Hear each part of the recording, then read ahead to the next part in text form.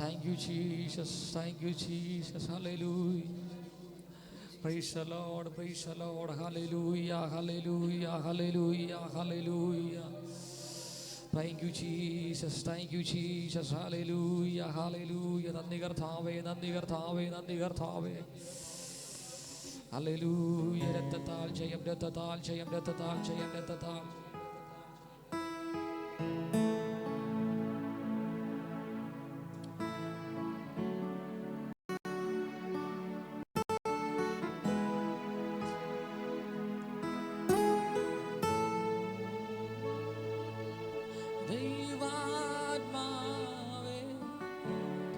എന്നിൽ വസിക്കും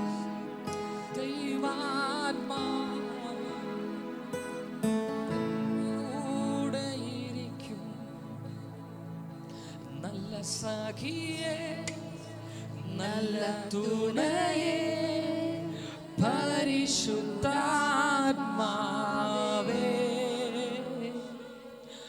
നല്ല സഖിയേ, നല്ല തുണയേ, പരിശുദ്ധാത്മാവേ,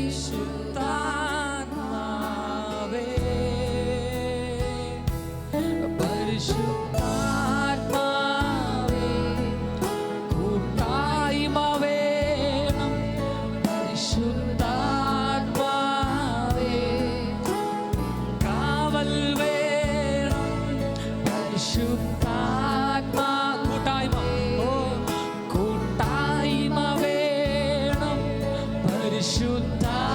പരിശുദ്ധാത്മാവേ, കാവൽ വേണം. എന്നിൽ വസിക്കും, എന്നിൽ വസിക്കും നല്ല ആത്മാവേ, എന്നെ നടത്തും ദൈവാത്മാവേ, എന്നിൽ വസിക്കും നല്ല ആത്മാവേ, എന്നെ നടത്തും ദൈവാത്മാവേ,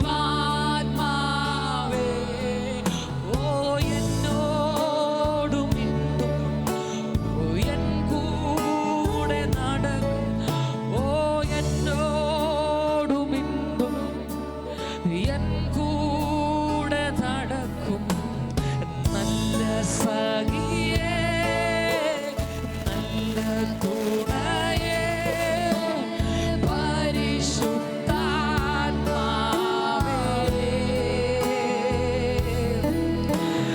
നല്ല സഖിയേ, നല്ല തുണയേ, പരിശുദ്ധാത്മാവേ.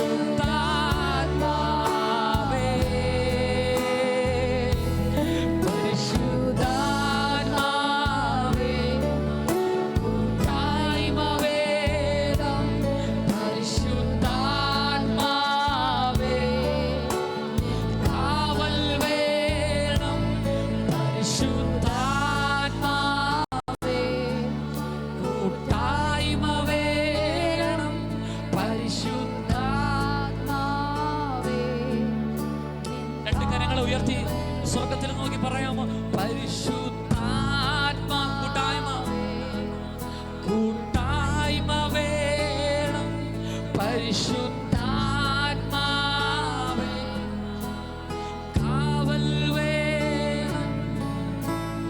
എൻ കൂടെ നടക്കും, എന്നോടു മിണ്ടും.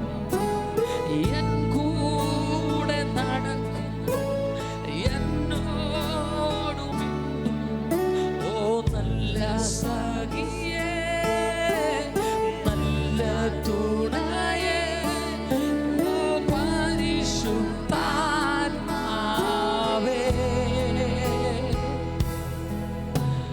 നല്ല തുണയേ, നല്ല സഖിയേ, പരിശുദ്ധാത്മാവേ.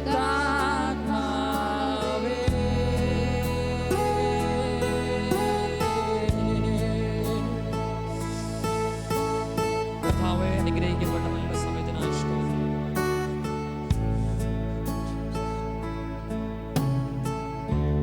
Thank you, Jesus. അങ്ങയുടെ സാന്നിധ്യത്തിൽ ഇരിപ്പാൻ ദൈവം ഞങ്ങൾക്ക് തരുന്ന കൃപയോർത്ത് സ്തോത്രം ചെയ്യുന്നു.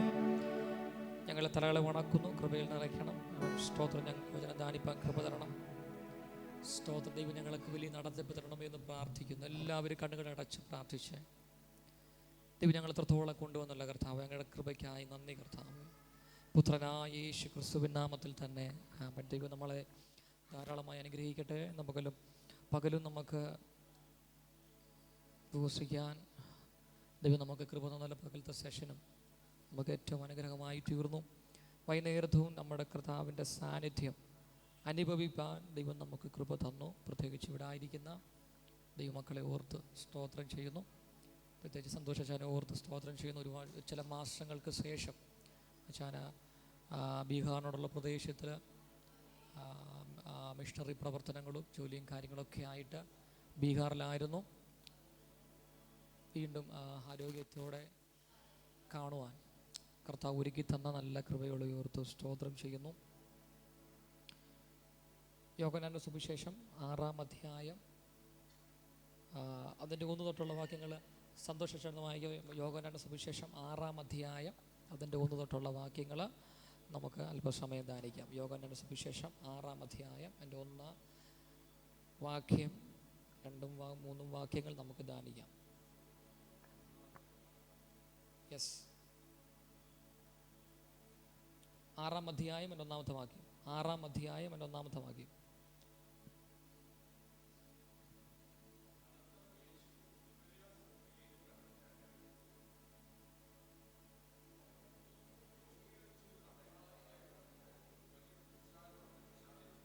അപ്പം നമ്മൾ ഇന്ന് പകൽ 5-ാം അധ്യായത്തിൽ യഹൂദൻ യേശു കർത്താവ് ചെയ്ത ശുശ്രൂഷ കണ്ടിട്ട് ശബത്ത് ദിവസത്തിൽ ഒരു മനുഷ്യനെ എഴുന്നേൽപ്പിച്ച് നടത്തിയത് വിഗതം എന്ന് ചോദിച്ച് യേശുവിനെ ശിക്ഷിക്കുവാനും മാനസികമായൊക്കെ യേശുവിനെ പീഡിപ്പിച്ചതായിട്ട് 5-ാം അധ്യായത്തിൽ രാവിലെ നമ്മൾ ചിന്തിക്കാനിടയായിത്തീർന്നു. അനന്തരം നടക്കുന്ന ശുശ്രൂഷകളാണ് 6-ാം അധ്യായത്തിൽ നടക്കുന്നത്. അനന്തരം യേശു തിബിരിയാസ് ഗലീല കടൽ അക്കരയ്ക്ക് പോയി. അവൻ രോഗികളിൽ ചെയ്യുന്ന അടയാളങ്ങൾ കണ്ടിട്ട് ഒരു വലിയ പുരുഷാരം അവൻ്റെ പിന്നാലെ ചെന്നു. സ്തോത്രം. യേശു രോഗികളിൽ ചെയ്യുന്ന അടയാളങ്ങൾ കണ്ടിട്ട് വലിയ പുരുഷാരം അവൻ്റെ പിന്നാലെ ചെന്നു. യേശു മലയിൽ കയറി ശിഷ്യന്മാരുടെ കൂടെ അവിടെ ഇരുന്നു. യഹൂദന്മാരുടെ പെസഹ പെരുന്നാൾ അടുത്തിരുന്നു. യേശു വലിയ പുരുഷാരം തൻ്റെ അടുക്കൽ വന്നത് കണ്ടിട്ട് പീലിപ്പോസിനോട് ഇവർക്ക് തിന്നുവാൻ എവിടെ നിന്ന് അപ്പം കൊണ്ടുവരുമെന്ന് ചോദിച്ചു. ഇവിടുത്തെ വിഷയമെന്ന് പറയുന്നത് ഒരു ആവശ്യകതയോടുള്ള വിഷയമാണ്. ഇന്ന് രാത്രി നമ്മളിവിടെ കേൾക്കുന്ന മെസ്സേജ് വളരെ പ്രാർത്ഥനയോടുകൂടെ ഈ ചുരുങ്ങിയ സമയത്തിൻ്റെ ദൈവം നമുക്ക് ഇട്ട് തരുന്ന ഈ മർമ്മം അല്ലെങ്കിൽ ഈ വചന വെളിപ്പാടുകൾ നമ്മളതിനെ ഭക്ഷിക്കുവാനിടയായിത്തീരണം. അപ്പോൾ അനന്തരം യേശു തിബിരിയാസ് ഗലീലക്കടലിൽ അക്കരയ്ക്ക് പോയി. അപ്പോൾ രോഗികളിൽ ചെയ്ത അടയാളങ്ങൾ കണ്ടിട്ട് വലിയ പുരുഷാരം അവൻ്റെ പിന്നാലെ ചെന്നു. യേശു കർത്താവ് ചെയ്ത ശുശ്രൂഷകൾ കണ്ടിട്ടാണ് വലിയ പുരുഷാരം യേശുവിൻ്റെ പിന്നാലെ ചെന്നത്. അനന്തരം അവിടെ കൂടിയിരിക്കുന്ന ജനം ഏകദേശം രാവിലെ തൊട്ട് ഈ ആത്മീയ ശുശ്രൂഷകൾക്കെല്ലാം പങ്കെടുത്തിട്ട് മടങ്ങിപ്പോകാതെ ഈ ശുശ്രൂഷകൾക്ക് തന്നെ ഇരിക്കുകയാണ്. അപ്പോൾ യേശു കർത്താവിൻ്റെ പതിവ് രീതിയാണ് ഇരിക്കുന്ന ജനത്തിൻ്റെ ആവശ്യങ്ങൾ മനസ്സിലാക്കുക എന്നുള്ളത്. അത് യേശുവിൻ്റെ ഒരു സ്വഭാവമാണ്. അത് യേശുവിൻ്റെ ഒരു സ്വഭാവമാണ്. എന്ത് സ്വഭാവമാണ്? എപ്പോഴും ഇരിക്കുന്ന ആൾക്കാർ തൃപ്തനാണോ എന്ന് യേശു ആരാന്നറിയുന്നൊരു സ്വഭാവം യേശുവിനുണ്ട്. ഇരിക്കുന്ന ജനം തൃപ്തനാണോ? യേശു ചോദിച്ചു, ഇവർക്ക് തിന്നാൻ എവിടുന്ന് കൊടുക്കും? യേശു ഈ ശുശ്രൂഷകളൊക്കെ ചെയ്യുമ്പോഴും യേശുവിൻ്റെ അകത്തൊരാഗ്രഹമാണ് ഇവർക്ക് തിന്നാൻ ഇവിടുന്ന് കൊടുക്കും. രോഗികളിൽ വലിയ അടയാളങ്ങളും അത്ഭുതങ്ങളും യേശു ചെയ്യുമ്പോൾ തന്നെ ഇവരുടെ വിശപ്പിനെ കുറിച്ചും കർത്താവ് എന്ത് ചെയ്യുന്നുണ്ട്? വിചാരപ്പെടുന്നുണ്ട്. അതാ യേശു പറഞ്ഞത്, നിങ്ങൾ എന്ത് തിന്നും എന്ത് കുടിക്കും എന്ന് ഓർത്ത് വ്യാകുലപ്പെടരുത്. കമാൺ, നിങ്ങൾ എന്ത് തിന്നും എന്ത് കുടിക്കും എന്ന് ഓർത്ത് നിങ്ങൾ എന്തിന് വ്യാകുലപ്പെടരുത്. സ്തോത്രം. ആകാശത്തിലെ പറവകൾ വിതയ്ക്കുന്നില്ല, കൊയ്യുന്നില്ല, കളപ്പുരയിൽ ശേഖരിച്ച് വെക്കുന്നുമില്ല, എങ്കിലും അതാത് സമയത്തിൽ അതിനെ കഴിക്കുവാൻ ദൈവം ആഹാരം കൊടുക്കുന്നു. ദൈവമക്കളെ, സ്തോത്രം. നമ്മൾ ഒന്നിനെ കുറിച്ചും വിചാരപ്പെടണ്ട. നമ്മളെ കുറിച്ച് വിചാരപ്പെടുന്ന ഒരപ്പൻ സ്വർഗത്തിൽ നമുക്ക് വേണ്ടി ഉണ്ട്. അപ്പം നമ്മുടെ ജീവനും ഭക്തിക്കും ആവശ്യമായുള്ളത് മാത്രമല്ല, നമ്മുടെ വിശപ്പ്, നമ്മുടെ ആവശ്യവും കൂടെ കർത്താവ് നോക്കുന്നുണ്ട്. അപ്പോൾ യേശു പീലിപ്പോസിനോട് ചോദിച്ചു, വായിച്ചാട്ടെ. പീലിപ്പോസിനോട് ചോദിച്ചു, ഇവർക്ക് തിന്നുവാൻ നാം എവിടുന്ന് അപ്പം കൊണ്ടുവരുമെന്ന് ചോദിച്ചു. അതിനവർ പരീക്ഷിപ്പാൻ അത്രേ ചോദിച്ചത്. താൻ എന്തു ചെയ്യുവാൻ പോകുന്നുവെന്ന് താൻ അറിഞ്ഞിരുന്നു.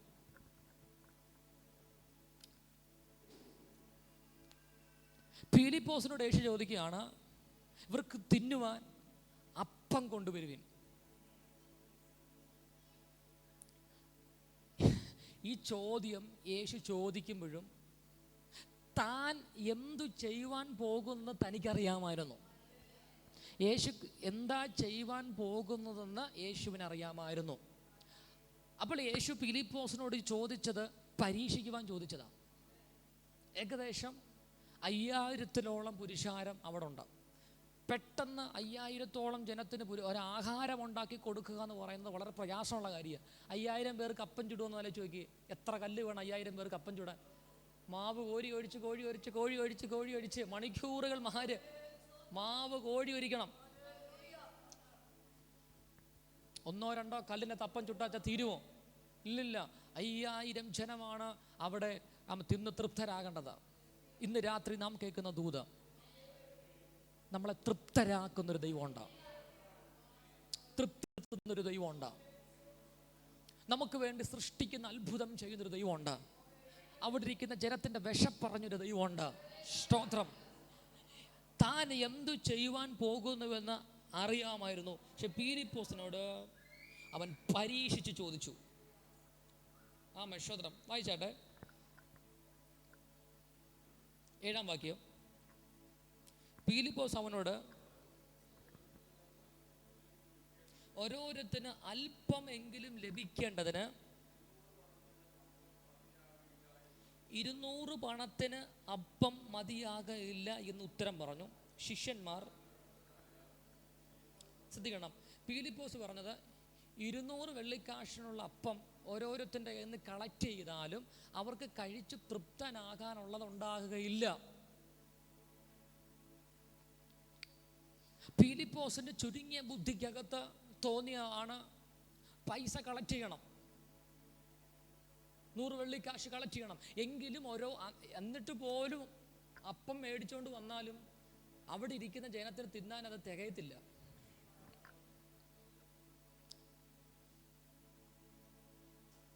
അപ്പോൾ പത്രോസ്, ശിഷ്യന്മാരെല്ലാം നിരന്ന് നിൽക്കുകയാണ്. ഒരേ ശിഷ്യന്മാർ ഒരേ അഭിപ്രായങ്ങൾ പറയുന്നുണ്ട്. ഫിലിപ്പോസിൻ്റെ അഭിപ്രായം ഫിലിപ്പോസ് പറഞ്ഞു. ഇനി പത്രോസിൻ്റെ അഭിപ്രായമാണ്. പത്രോസ് പറഞ്ഞു, വായിച്ച പത്രോസ് പറഞ്ഞു,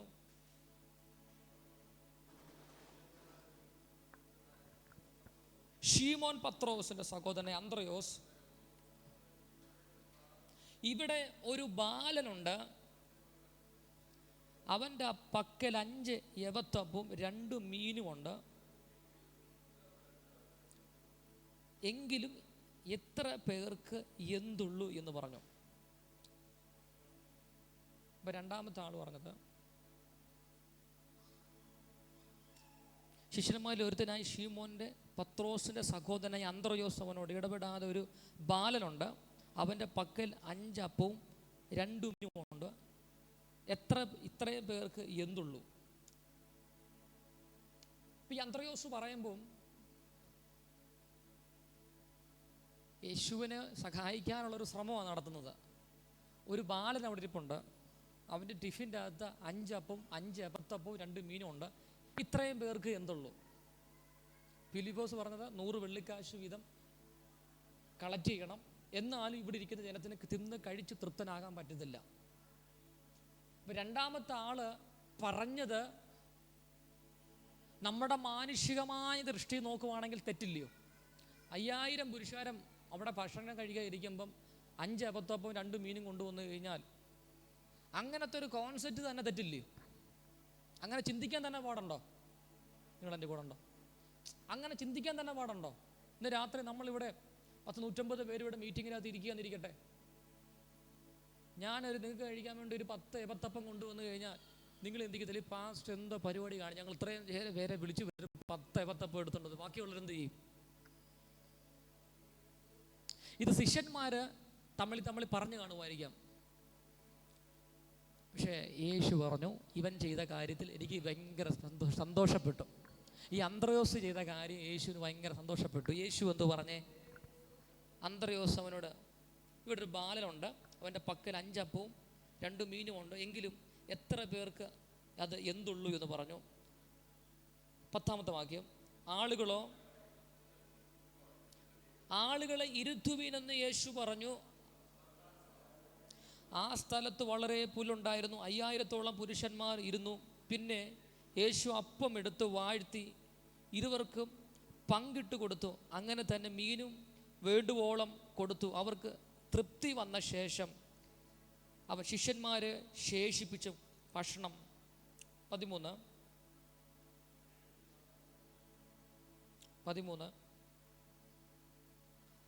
5 അപ്പവും 5 അപ്പത്തിൽ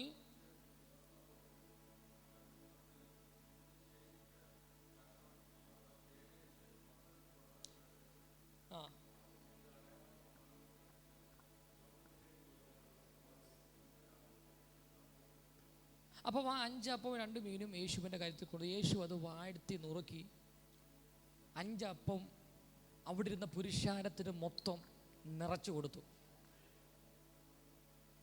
12 കൊട്ട അധികം വന്നു. അവിടെ കഴിച്ചവരെല്ലാം തിന്ന് തൃപ്തിപ്പെട്ടു. അവിടെ ഇരുന്ന പുരുഷാരം പറഞ്ഞതോ, ഇവനോ ലോകത്തിൽ വരുവാനുള്ളവൻ തന്നെ. ഈ ദൂതന്ന് രാത്രി നമ്മളെ വിളിച്ചറിയിക്കുന്നത്, നമ്മുടെ കയ്യിലുള്ളത് കർത്താവിൻ്റെ കരുത്തിൽ കൊടുക്കണം. 5 ഉള്ളായിരുന്നു, അത് 5000 പേർക്ക് തിന്ന് തൃപ്തിപ്പെടാൻ പറ്റി. 2 ഉള്ളായിരുന്നു, അത് 5000 പേര് തിന്ന് തൃപ്തിപ്പെട്ടു. 1 താലന്തുള്ള ഒരാൾ 1 താലന്തും കൂടെ എന്ത് ചെയ്യണം? വർദ്ധിപ്പിക്കണം. 2 താലന്തുള്ളവർ അത് 3 വർദ്ധിപ്പിക്കണം. 4 താലന്ത് പ്രാപിച്ചവർ അത് 5 താലന്തായി വർദ്ധിപ്പിക്കണം. ദൈവം ഇന്ന് രാത്രി ചോദിക്കുന്നത്, നിങ്ങളുടെ കയ്യിൽ തന്നിരിക്കുന്ന താലന്തുകൾ നിങ്ങൾ വർദ്ധിപ്പിക്കുകയാണോ, അതിനെ കുഴിച്ചിടുകയാണോ ചെയ്യുന്നത്? നിങ്ങളുടെ കയ്യിൽ തന്നിരിക്കുന്ന ആത്മീയ വരങ്ങളെ നിങ്ങൾ കുഴിച്ചിടുകയല്ല ചെയ്യണ്ടേ. ദൈവം നിങ്ങളുടെ മേൽ തന്നിരിക്കുന്ന ആത്മീയ വരങ്ങളെ നിങ്ങൾ വർദ്ധിപ്പിക്കുക അത്രേ ചെയ്യേണ്ടത്.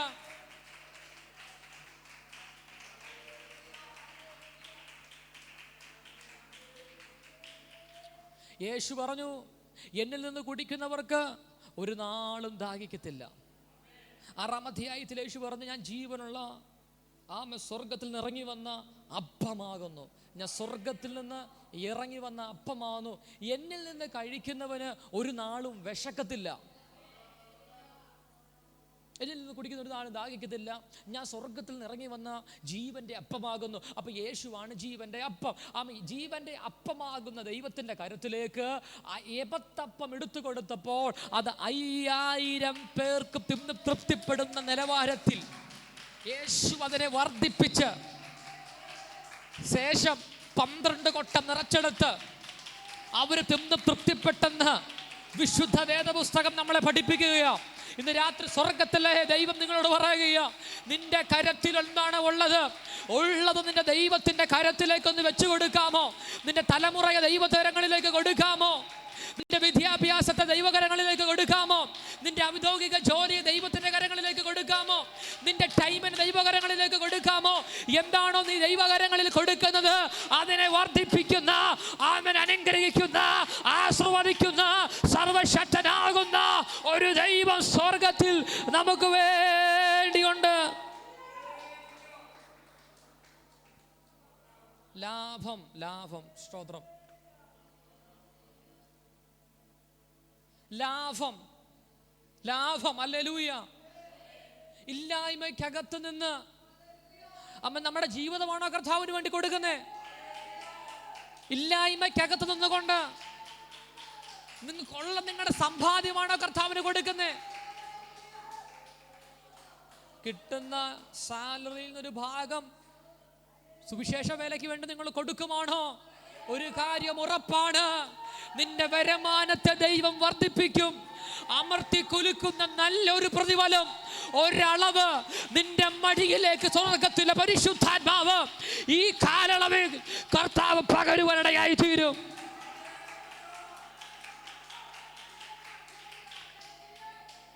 വചനം പറയുന്നു, നിന്റെ അപ്പം വെള്ളത്തിന്റെ മേലെറിഞ്ഞുകൊള്ളുക, ഏറെ നാൾ കഴിയുമ്പോൾ മടങ്ങി വരും.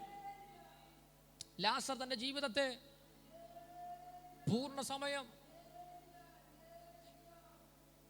ഹൃദയം യേശുവിന് വേണ്ടി കൊടുത്തു. ഹൃദയം യേശുവിന് വേണ്ടി കൊടുത്തത് കൊണ്ട് യേശു ലാസറിന്റെ സ്നേഹിതനായിരുന്നു.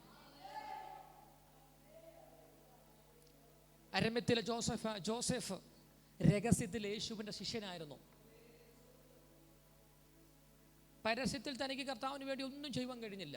പക്ഷെ രഹസ്യത്തിൽ ഹൃദയം യേശുവിന് വേണ്ടി കൊടുത്തു. താൻ ചെയ്ത അതിമഗധ്യമായ ശുശ്രൂഷ എന്ന് പറയുന്നത്, യേശുക്രിസ്തുവിന്റെ ക്രൂശീകരണത്തിന് ശേഷം പീലാത്തോട് യേശുക്രിസ്തുവിന്റെ ശരീരം എടുക്കുവാൻ അനുവാദം മേടിച്ച് യേശുവിന്റെ ശരീരം ക്രൂശിൽ നിന്നെടുത്ത് ആ ശരീരത്തെ തൈലങ്ങൾ തേർട്ടി ശീല കൊണ്ട് പൊതിഞ്ഞ് കല്ലറയിൽ കൊണ്ടുവച്ചു. സ്തോത്രം. പ്രിയപ്പെട്ടവരെ, ഈ അരമത്തിയിലെ ജോസഫ് അനുഗ്രഹിക്കപ്പെട്ടൊരു ശുശ്രൂഷയല്ലേ ചെയ്തത്? രഹസ്യത്തിൽ യേശുവിന്റെ ശിഷ്യനായി തീർന്നു. ഇന്ന് രാത്രി ദൈവം നിങ്ങളോട് ദൂത് പറയുകയാ, ദൈവത്തിന് വേണ്ടി നിങ്ങളുടെ ജീവിതം കൊടുക്കാമോ?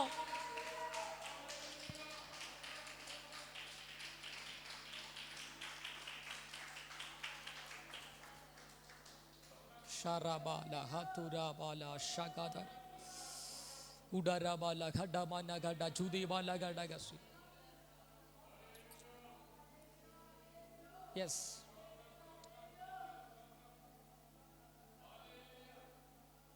ഒരു വർധനവാണ് നാം ആഗ്രഹിക്കുന്നെങ്കിൽ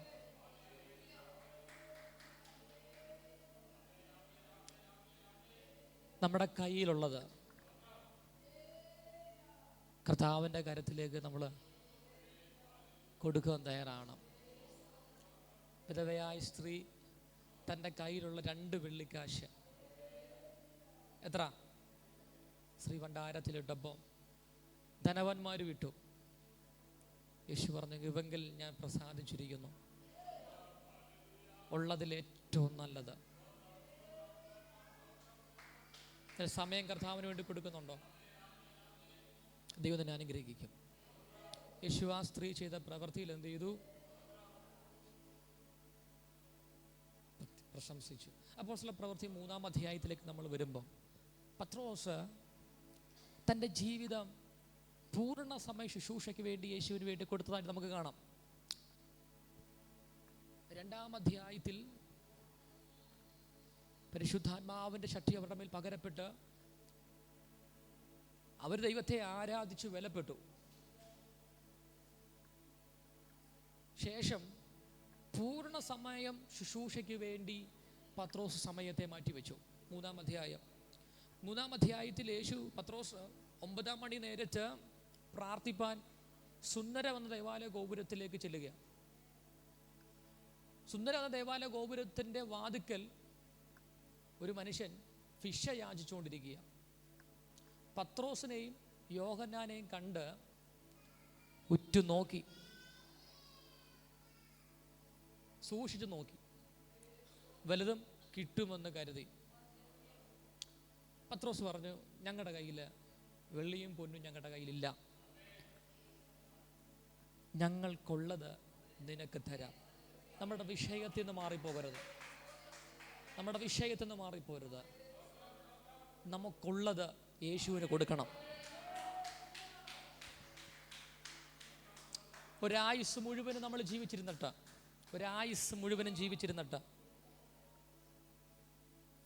ഒരു കരിയില പോലും ചലിപ്പിക്കാൻ പറ്റിയില്ലെങ്കിൽ നമ്മുടെ ജീവിതം കൊണ്ട് പ്രിയപ്പെട്ടവർ ഒരു പ്രയോജനമില്ല.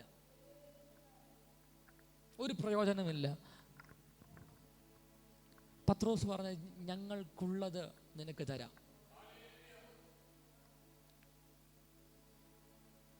അവരുടെ ഒരു സമ്പാദ്യവും അവർ മാറ്റി വെച്ചിട്ടില്ല. എൻ്റെ മത്തായി സുവിശേഷം 10-ാം അധ്യായം ഒന്നും മാറ്റി വെച്ചിട്ട്, കരുതലുകളൊന്നുമില്ല. യേശു തന്നെ പറഞ്ഞിട്ടുണ്ട്, നിങ്ങൾ ഒരു ദേശത്ത് പോയാൽ നിങ്ങളുടെ പൊക്കണത്തിൽ വടിയോ ചെരുപ്പോ ഒന്നും നിങ്ങൾ കരുതരുത്. നിങ്ങളൊരു ദേശത്ത് നിന്ന് സമാധാനം പറയണം. അവരാ വചനത്തെ കൈകൊണ്ടിൽ നിങ്ങളുടെ കാലിലെ ചെരുപ്പിൻ്റെ മണ്ണ് അവിടെ കുടഞ്ഞിട്ടിട്ട് തിരികെ മടങ്ങി വരണം. അപ്പോൾ ശിഷ്യന്മാര് ഒന്നും കരുതാറില്ല. അവര് കരുതി വെക്കേണ്ട സമ്പാദ്യങ്ങളെക്കാട്ടിലും ഏറ്റവും വിലമതിക്കാൻ കഴിയാത്ത ഒന്നാണ് പരിശുദ്ധാത്മാവ്.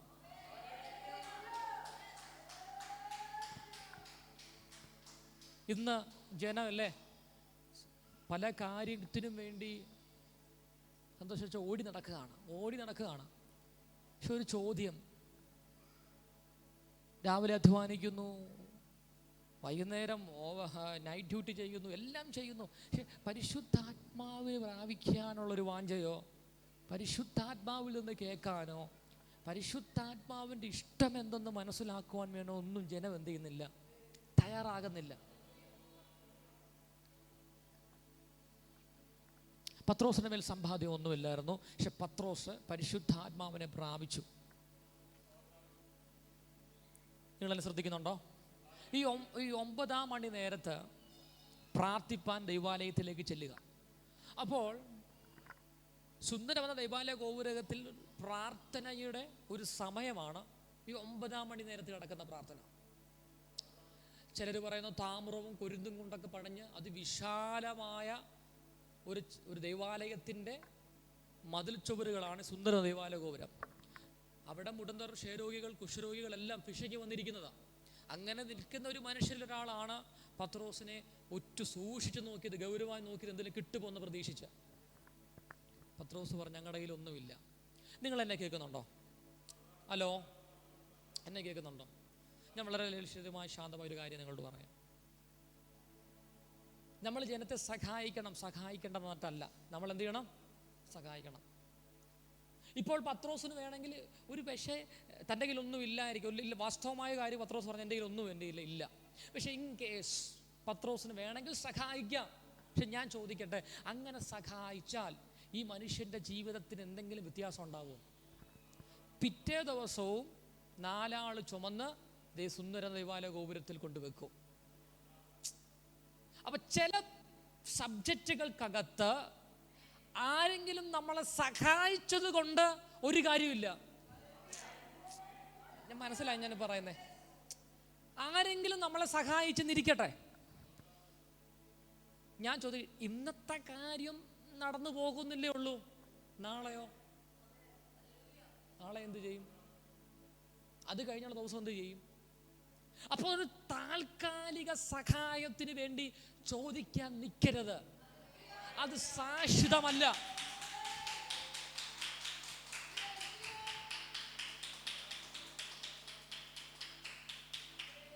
യേശു പറഞ്ഞു, ഞാൻ സ്വർഗത്തിൽ നിന്ന് ഇറങ്ങി വന്ന ജീവനുള്ള അപ്പമാണ്. യേശുവിന്റെ മുഖത്തേക്ക് ഇത് രാത്രി നോക്ക്. അത് താൽക്കാലിക സഹായമല്ല. കമാൻ, അത് താൽക്കാലിക സഹായമല്ല. അടഞ്ഞു പോകാത്ത ഒരു നീരുറവയാണ്. അത് താൽക്കാലിക സഹായമല്ല, അടഞ്ഞു പോകാത്ത ഒരു നീരുറവയാണ്. ഇന്ന് രാത്രി യേശുവിലേക്ക് നോക്കുന്നതാരാ?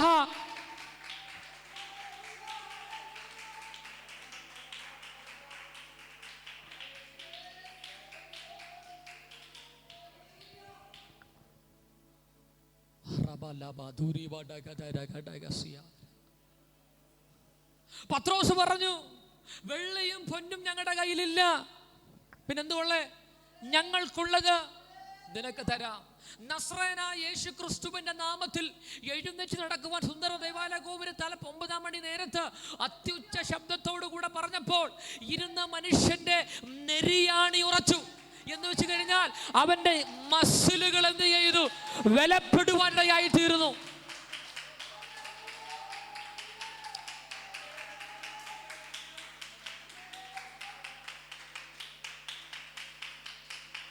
യേശു എന്ന പദം നമ്മളെ വിലപ്പെടുത്തുന്നതാ. അവന് കരം കൊടുത്തു, പിടിച്ചെഴുന്നേൽപ്പിച്ചു. അവൻ കുതിച്ച് എഴുന്നേറ്റ് തുള്ളിച്ചാടി ദൈവത്തെ മഹത്വപ്പെടുത്തി. ഈ മനുഷ്യൻ സുന്ദരം എന്ന ദേവാലയ ഗോപുരത്തിൽ ചെന്ന് അകംതളത്തിൽ ദൈവത്തെ ആരാധിക്കാൻ തുടങ്ങി. ആ ചർച്ചിൽ നിന്നവർ തമ്മിൽ നോക്കുപുതുക്കിയപ്പോൾ, സൂക്ഷിച്ചു നോക്കിയപ്പോൾ മനസ്സിലായി, ഇവനാ യാചകനില്ലയോ, ആ ഫിഷ ചോദിച്ച മനുഷ്യനില്ലയോ, ഇവനെ ആരാ ഈ വിധം സുഖപ്പെടുത്തിയത്? ആ മനുഷ്യൻ പ്രത്യാശയുടെ വാക്കുകൾ വിളിച്ചു പറഞ്ഞു, യേശു എന്നെ സൗഖ്യമാക്കി, യേശു എന്നെ സൗഖ്യമാക്കി.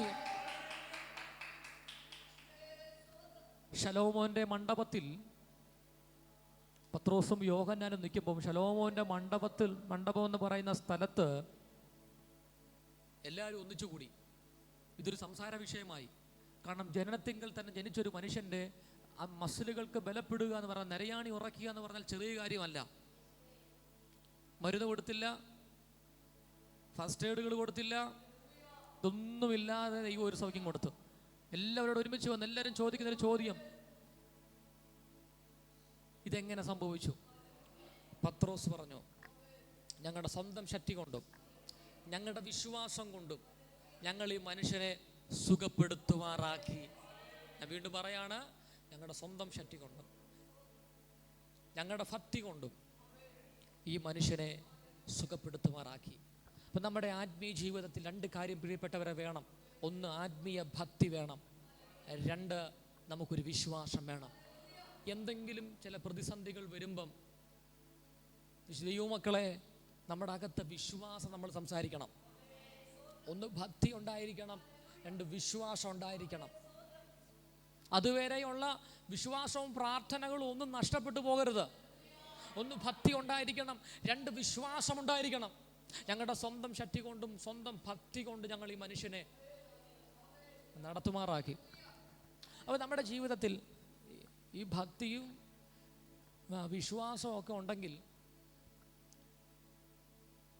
നമ്മളെ ഭാരപ്പെടുത്തുന്ന സാഹചര്യത്തിലോട്ടൊക്കെ കടന്നു പോകുമ്പോൾ നമുക്ക് പലരെയും ഉറപ്പിക്കാൻ പറ്റും, പലരെയും നമുക്ക് ആശ്വസിപ്പിക്കാൻ പറ്റും. Praise the Lord. അപ്പോൾ പത്രോസ് അടുത്ത് പറഞ്ഞത്, ഇതെങ്കിൽ നിങ്ങൾ എന്ത് ചെയ്യണ്ട, ആശ്ചര്യപ്പെടേണ്ട കാര്യമില്ല. നിങ്ങളുടെ കർത്താവായ യേശു ക്രിസ്തുവിനെ ക്രൂശിക്കുവാൻ വിട്ടുകൊടുത്തു, ക്രൂശിച്ചു. അന്നേരം യേശു ക്രിസ്തു ഉയർത്തെഴുന്നേറ്റത് കണ്ടതിൽ പലരും ഞങ്ങളുടെ കൂടെ ഇന്നും ജീവനോടുണ്ട്. പല സഹോദരിമാരും കണ്ടിട്ടുണ്ട്. യേശു മരണഭാഷങ്ങളെ ജയിച്ചു, പാതാര ഗോപുരങ്ങളെ തകർത്ത് യേശു ക്രിസ്തു ഉയർത്തെഴുന്നേറ്റു. യേശു ക്രിസ്തു മരണത്തിൽ ആദ്യജാതനായ ദ്രവത്വം കൂടാതെ ഉയർത്തെഴുന്നേറ്റു. യേശു മരിച്ചിട്ടില്ലെന്നുള്ള സൽവർദ്ധമാനം ശലോമോന്റെ മണ്ഡപത്തിൽ കൂടി വന്ന ജനത്തോട് പറഞ്ഞു, യേശു മരിച്ചിട്ടില്ല, യേശു ക്രിസ്തു ഉയർത്തെഴുന്നേറ്റു. ഈ യേശുവിനെ നിങ്ങളും വിശ്വസിച്ചാൽ ഈ യേശു നിങ്ങൾക്ക് അത്ഭുതം ചെയ്യും. പക്ഷെ നിങ്ങളും അവനെ ക്രൂശിക്കുവാൻ വിട്ടുകൊടുത്തു. പ്രിയപ്പെട്ടവരെ, അവിടെ കേട്ടുകൊണ്ടുവന്ന ജനത്തിൻ്റെ ഹൃദയത്തിൽ മാനസാന്തരം ഉണ്ടായി. ഈ ജനത്തിൻ്റെ ഹൃദയത്തിൽ കുത്തുകൊണ്ട്, ഈ നസ്രയനായ യേശുവിനെയാണോ ഞങ്ങൾ ക്രൂശിച്ചത്? ഈ നസ്രയനായ യേശുവിനെയാണോ ഞങ്ങൾ ത്യജിച്ചത്? ഇത്രയും മഹിമയും ഇത്രയും ശക്തിയും തൻ്റെ ജനത്തിൻ്റെ പാപപരിഹാരത്തിന് വേണ്ടി മരിച്ച കർത്താവിനെയാണോ ഞങ്ങൾ വിട്ടുകൊടുത്തത്? ഈ ജനത്തിന് മാനസാന്തരം ഉണ്ടായി. സ്തോത്രം. വചനം പഠിപ്പിക്കുന്നത് ഈ ജനം ദൈവത്തിൻ്റെ സന്നിധിയിലേക്ക് ചേർന്നു. ഇന്ന് രാത്രി പ്രിയപ്പെട്ടവരെ, ഒരു അപ്പോസ്തലൻ തൻ്റെ ജീവിതം യേശുവിന് വേണ്ടി ഒഴിച്ചു വെച്ചപ്പോൾ അന്യജാതികളുടെ ഇടയിൽ പ്രദർശിപ്പിക്കുവാൻ ദൈവയിടയായി തീർന്നു. ഇന്ന് രാത്രി ദൈവം ഒരു മിഷൻ ജലം ചെയ്യുകയാണ്. നിന്റെ ജീവിതം കർത്താവിന് വേണ്ടി കൊടുക്കാമോ? അത് അനുഗ്രഹപൂർണമാക്കി മാറ്റും. നിന്റെ സമയത്തെ ദൈവത്തിന് വേണ്ടി കൊടുക്കാമോ? നിന്റെ ജീവിതത്തെ അനുഗ്രഹപൂർണമാക്കി മാറ്റും. നിന്റെ നാവ് ദൈവത്തിന് വേണ്ടി കൊടുക്കാമോ? നിന്റെ പാട്ട് ദൈവത്തിന് വേണ്ടി കൊടുക്കാമോ? നിന്റെ അധരം ദൈവത്തിന് വേണ്ടി കൊടുക്കാമോ? നിന്റെ കണ്ണുകൾ ദൈവത്തിന് വേണ്ടി കൊടുക്കാമോ? അത് അനുഗ്രഹപൂർണമാക്കി മാറ്റും. ഇന്ന് രാവിലെ രാത്രി കർത്താവ് പറയുകയാണ്, നിന്റെ സമയവും നിന്റെ ആരോഗ്യവും സകല മേഖലകളും കർത്താവിന് വേണ്ടി കൊടുക്കുവാൻ ഒന്ന് തയ്യാറായ നിന്റെ ജീവിതത്തെ അനുഗ്രഹപൂർണമാക്കി മാറ്റുന്ന ഒരു സർവശക്തനാകുന്ന ദൈവം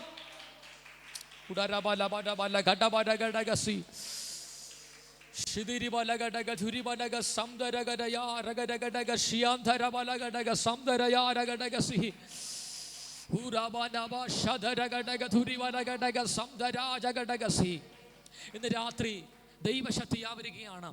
ആത്മഹത്യ ചെയ്യണമെന്ന് പറഞ്ഞു നടക്കുന്ന ആത്മഹത്യ പ്രേരണതകൾ, ദേശത്തിൽ ഊടാടി സഞ്ചരിക്കുന്ന ആത്മഹത്യയുടെ ശക്തികൾ, മരണഹേതുവായിരിക്കുന്ന വിഷയങ്ങൾ ഇന്ന് രാത്രി ദൈവം സന്ദർശിക്കാൻ പോവുക. ഇന്ന് രാത്രി ഇവിടെ നടക്കുന്ന ഉപവാസ പ്രാർത്ഥനയാൽ മരണഹേതു മാറിപ്പോകുക.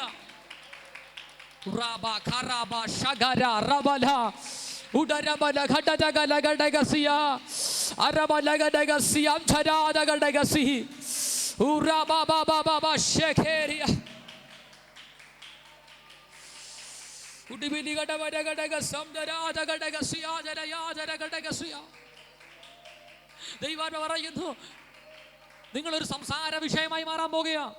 നിങ്ങളെ കുറിച്ച് ജനം തമ്മിൽ സംസാരിക്കാൻ പോവുകയാണ്. സുവിശേഷം ദേശത്തിൽ പടരാൻ പോവുകയാണ്.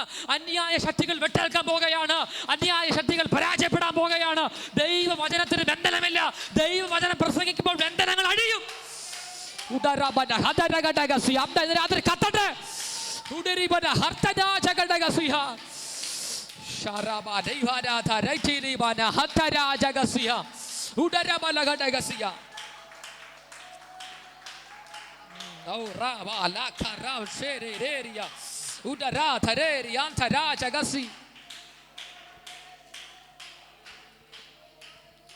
രാത്രി പരിശുദ്ധാത്മാവാരെ ഉറപ്പിക്കുന്നു.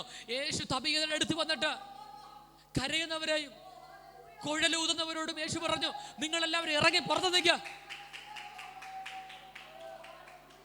കരയുന്ന അമ്മമാരുടെ യേശു പറഞ്ഞു, നിങ്ങൾ പുറത്തിറങ്ങി നിൽക്കുക. കുട്ടി മരിച്ചിട്ടില്ല, കുട്ടി ഉറങ്ങുകയാ. നീ രാത്രി ആത്മ പറയുന്നു, നീ കരഞ്ഞത് മതി, നീ സങ്കടപ്പെട്ടത് മതി. നിന്റെ ആ വിഷയത്തിന്റെ അകത്ത് ഒരു മറുപടിയെ സ്വർഗ്ഗത്തിലെ ദൈവം അയക്കാൻ പോകുകയാ.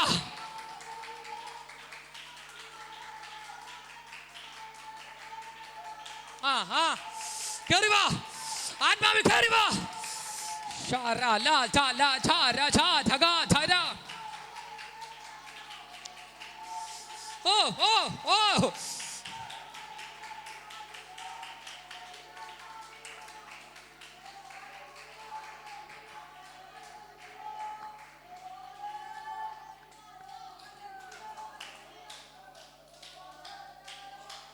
സകലരെയും പുറത്തിറക്കിയിട്ട് യേശു പറഞ്ഞു, ബാലേ എഴുന്നേൽക്കുക എന്ന് പറഞ്ഞപ്പോൾ മരിച്ച ബാല ചാടി എഴുന്നേറ്റു.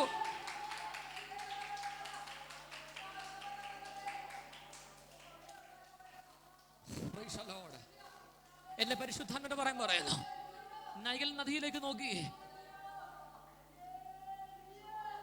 കാർത്തു ഒഴുകുന്ന ഒരു വലിയ നദി. 300-ലധികം കുഞ്ഞുങ്ങൾ ചത്തു വീണ് പൊങ്ങിയ ഒരു നദി. 300-ലധികം കുഞ്ഞുങ്ങൾക്ക് അമൻ സ്തോത്രം മാതാപിതാക്കളെ നഷ്ടപ്പെട്ടു പോയൊരു നദിയിലൂടെ ഒരുത്തൻ ഒഴുകി നടക്കുക. അവന്റെ പേരാണ് മോശ. 300-ലധികം കുഞ്ഞുങ്ങൾ മരിച്ച് അവൻ ഒരു ചരിത്രമായി മാറിയപ്പോൾ ഒരു ഞാങ്ങണ പെട്ടകത്തിൽ വായ്ത്തത്തമുള്ള മോശ അവൻ നൈൽ നദിയിലൂടെ ഒഴുകി വരികയാ. വായ്ത്തത്തമുള്ളവനെ തൊടുവാൻ ഒരു ശക്തിക്ക് കഴിയത്തില്ല. പോരാ പോരാ, ഇന്ന് രാത്രി ശക്തിയോടെ കരമടിച്ച്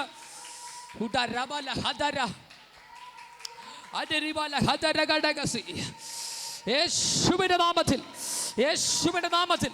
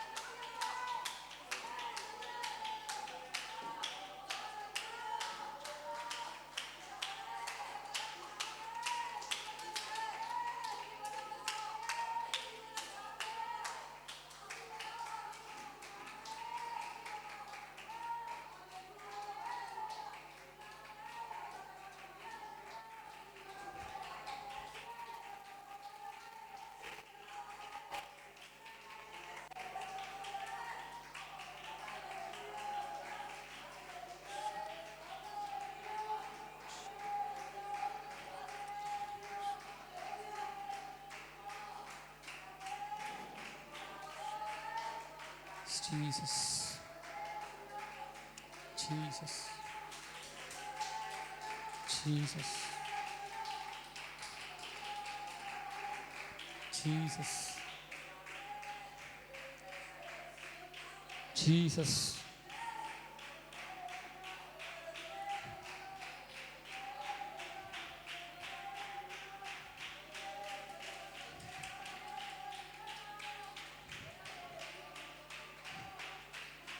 Jesus, Jesus, Jesus.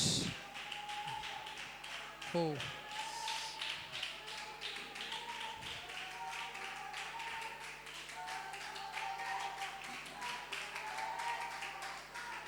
പ്രിയപ്പെട്ടവരെ, അനേകർ പരാജയപ്പെട്ടു പോയിടത്ത് ശക്തനാകുന്ന ദൈവം ജീസസ് ഓർത്ത കരുതൽ എത്ര വലുതാണ്. ശ്രദ്ധിക്കണേ,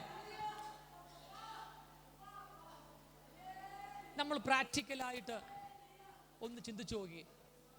300-ലധികം കുഞ്ഞുങ്ങൾ മരിച്ച് മാതാപിതാക്കൾക്ക് ഓർമ്മയായി പോയ ഒരു ശാപത്തിന്റെ സ്ഥലമാണ് നൈൽ നദി.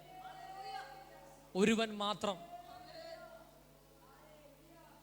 ഹീലും പശയും പതിപ്പിച്ച ഞാങ്ങണ പട്ടകത്തിൽ ഒരമ്മ ഒരു ചിരി സമ്മാനിപ്പിച്ച് ഒഴുകി വിടുക.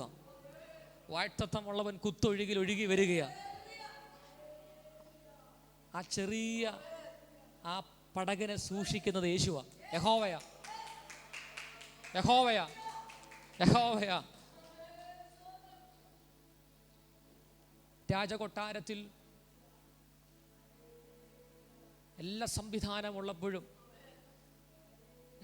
ഫറവോന്റെ പുത്രിയും ദാസിമാരും നൈൽ നദിയിൽ കുളിക്കാൻ വരിക. അവർ ശ്രദ്ധപ്പെടുകയാണ്, ഒരു കൊച്ചു കുഞ്ഞ് ശബ്ദമുയർത്തി കരയുന്നു. ദാസിയോട് പറയാണ്, ആ കുഞ്ഞിനെ എടുത്തുകൊണ്ട് വരിക. ആ ദാസിയെ നോക്കിയപ്പോൾ ആ കുഞ്ഞ് വളരെ കാണുവാൻ ഭംഗിയുള്ള സൗന്ദര്യമുള്ള ഒരു കുഞ്ഞിനെ കണ്ട് ഫറവോനും ദാസിമാരും ആ കുഞ്ഞിനെ എടുത്തുകൊണ്ട് രാജകൊട്ടാരത്തിൽ കൊണ്ടുവരികയും വായ്ത്തത്തമുള്ളവൻ എങ്ങനെയും രാജകൊട്ടാരത്തിൽ വരും. വാഴ്ത്തത്തമുള്ളവൻ, വിളിയുള്ളവൻ രാജകൊട്ടാരത്തിൽ വരും.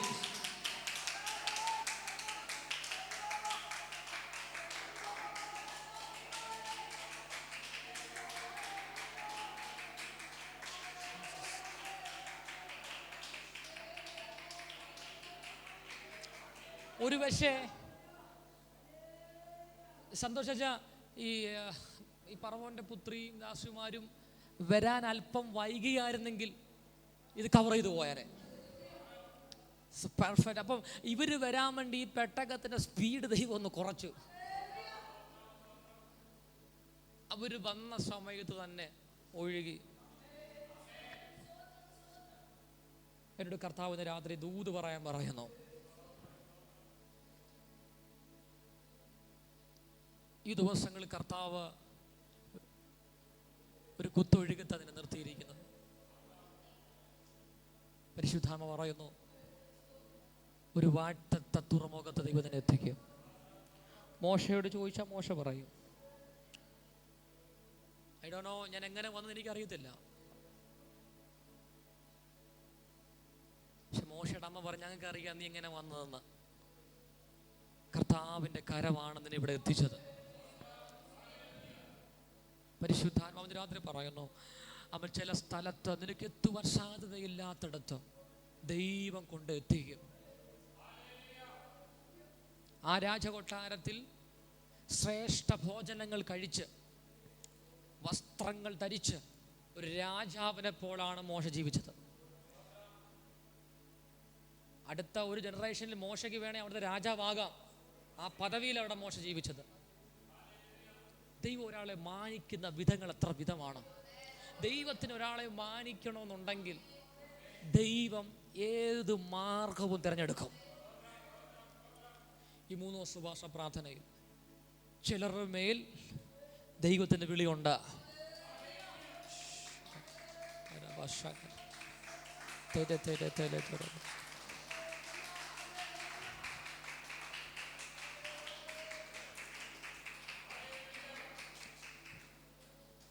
വില കൊടുക്കുന്നവരെ അതിൻ്റെ ഇരുന്ന് പ്രാർത്ഥിക്കുന്നെങ്കിൽ നമ്മൾ മരിച്ചാൽ പോലും നമ്മളെ മറക്കത്തില്ല ചിലര്. അതുപോലെ ചിലത് ജീവനോടിരിക്കുമ്പോൾ ദൈവം ചെയ്യിപ്പിക്കും.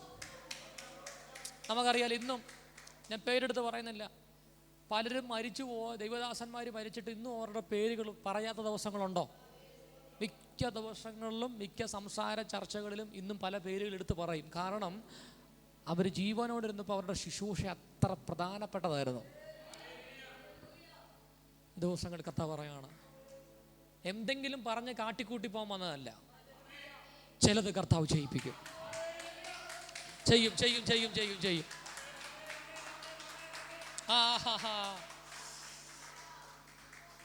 ഹോളി സ്പിരിറ്റ് റബല ഹദുരി മഡജദ ഹദിദി മലദദ ഗഡഗസി അഡതിരി മഡജുരി ഹഡമന ഹദുരിയ റബാർതന സീബല തിരിഗഡഗസി. തിരിക്കാൻ പോവുക ദൈവം ചിലരെ. എന്നെ ദൈവം ഒരു ദർശനം കാണിക്കുന്നത്, ഒരു സിമ്പല് ദൈവം എന്നെ കാണിക്കുക, ഒരു പച്ച ലൈറ്റ് ദൈവം എന്നെ കാണിക്കുന്നു. മുമ്പോട്ട് പോയിക്കോ, മുമ്പോട്ട് പോയിക്കോ. ഇനി നീ എങ്ങും ഉടക്കി നിൽക്കരുത്, ഇനി എങ്ങും ഉടക്കി നിൽക്കരുത്, മുമ്പോട്ട് പോയിക്കോ.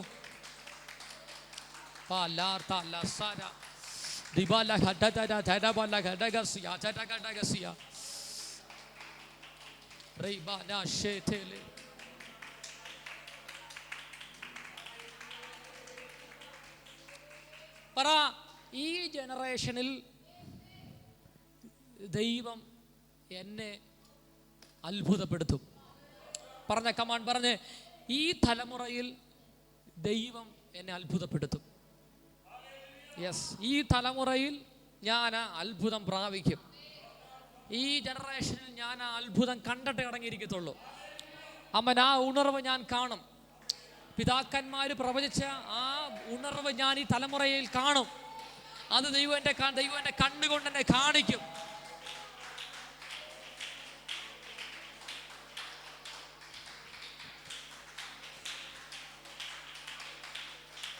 ജീസസ്,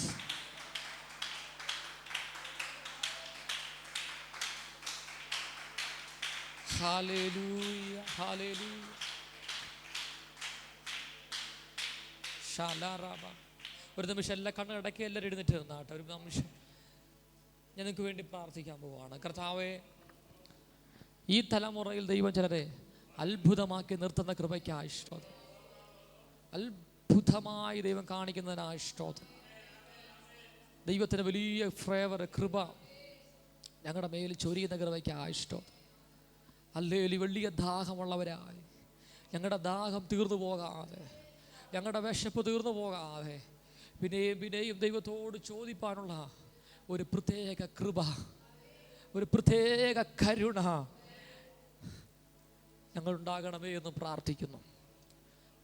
ഇന്ത്യയെ പിടിക്കുന്ന ചില അഭിഷേകത്തിൻ്റെ ജ്വലനം, അഭിഷേകത്തിൻ്റെ ജ്വലനം ഞങ്ങളുടെ മേൽ കർത്താവ് പകരണം.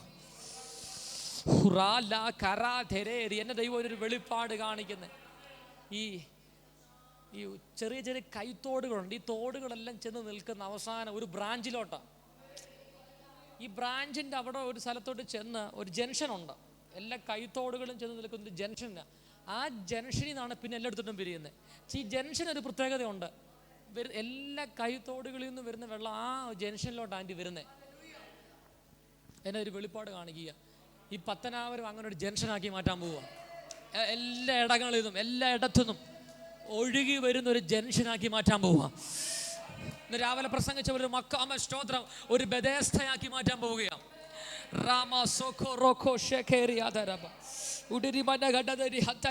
ദൈവം എന്നത് കാണിക്കുന്നല്ലോ. ഇന്ന് രാത്രി അത് പ്രാപിക്കാൻ ആരാ തയ്യാറാകുന്നേ?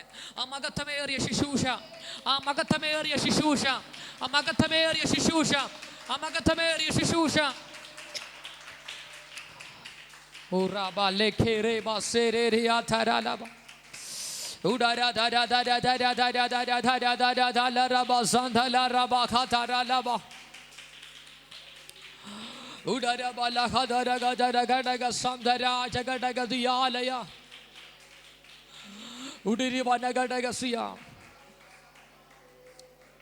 കർത്താവേ, ഞങ്ങൾ അങ്ങയുടെ കാര്യങ്ങളിലേക്ക് സമർപ്പിക്കുന്നു.